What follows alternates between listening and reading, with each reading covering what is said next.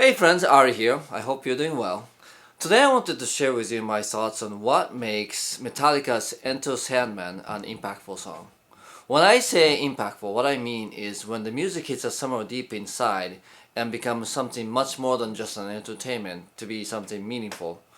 I've always been interested in the art of creating such music, so when I look at other people's songs, I'm looking at it from that perspective. As you know, Enter Sandman is the signature song of Metallica, and it means a great deal to everybody. And they've played it from anywhere from like a baseball stadium to Antarctica, and there's something really universal about this song. And when I looked at this song, in terms of what's the secret behind the power of this song, I felt that there was a very focused songwriting that was being done here to make it such a really sort of a singular, punchy songwriting. And I think there's definitely something that we can all learn from as musicians and music fans. So let me share some of my thoughts with you. I realized that I'm probably compromising my credibility by having a little travel acoustic guitar for my tool, but it makes the harmony and stuff very clear. A lot of distortion covers up the intricacy in the music, so just bear with me, alright? Alright, the first thing I want to talk about today is the harmony. And the song is in the key of E minor, which is a lot of metal songs and rock songs are, but the song is really defined by a single note, which is this one.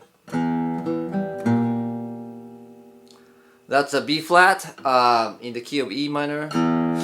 And it's really a note in like if I want to play a blues scale, like that note shows up as a passing note between the fourth and the fifth. It's called Tritone, and it's among the most dissonant note in the Western 12-tone scale. Right? It just has a really sinister sound, and then the opening riff, it goes from E to G, which is the sad note in the minor, and then goes down to down this one. Notice how spooky and cryptic this note is, right? This B flat note is again the most dissonant note, and it's just being emphasized throughout the song. That just kind of forms the central sound of this song. The other most dissonant note in 12-tone scale is the minor second, which is this one.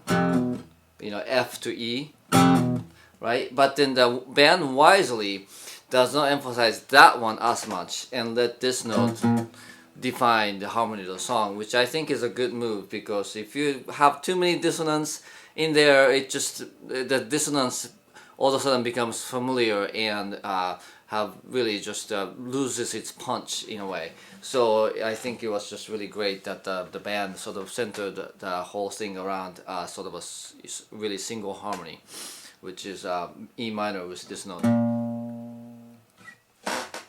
The second thing I want to talk about is kind of an obvious one, but the big contrast between different sections in this song.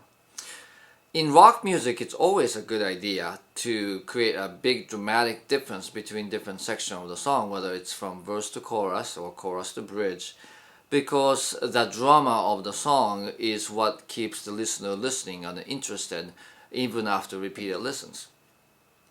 Now, the traditional way to make that difference in songwriting is by chord progressions, or in case of rock music, through riffs. But this song being built on pretty much like the single riff and pretty much the same harmony throughout, they do it through actually dynamics, which is the soft and loud, and then through groove, which is slow and fast. Now, the first one is an obvious one, but the second one, the song's tempo actually doesn't change all that much, but they do differ the feel from like the slow to fast or cut time to double time. So there's definitely a big contrast between laying back and you just feel slower, and then boom, they just get hard and fast and heavy, right? And that big dramatic obvious difference is what makes this song so strong. Alright, the third point I want to share with you, this is the favorite part of this song for me personally, is the fact that the band used a single riff and they created a lot of different variations. I always advocate for variations over simple repetitions because variation keeps the song sounding familiar and cohesive, but yet also keeps it really interesting and listenable rather than straight repetition.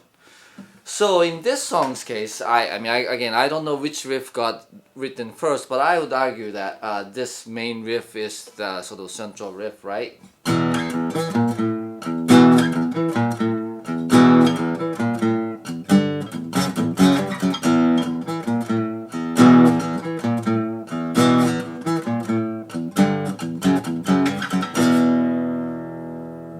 Right, so again it features this note, that tritone dissonant, right? And then so if that was like the main riff or the theme of the song, let's see if I'll play through some of the variations here. For example, the first one.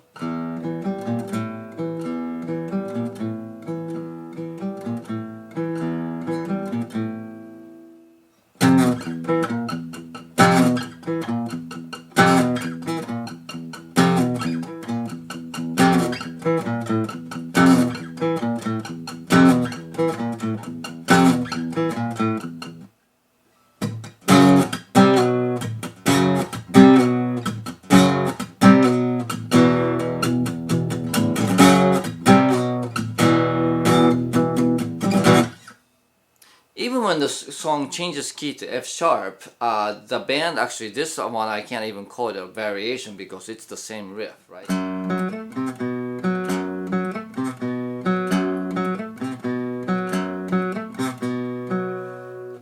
So those are all the parts to this song, and in fact the whole song is made up of the variations of a single riff that kind of comes and goes in different orders.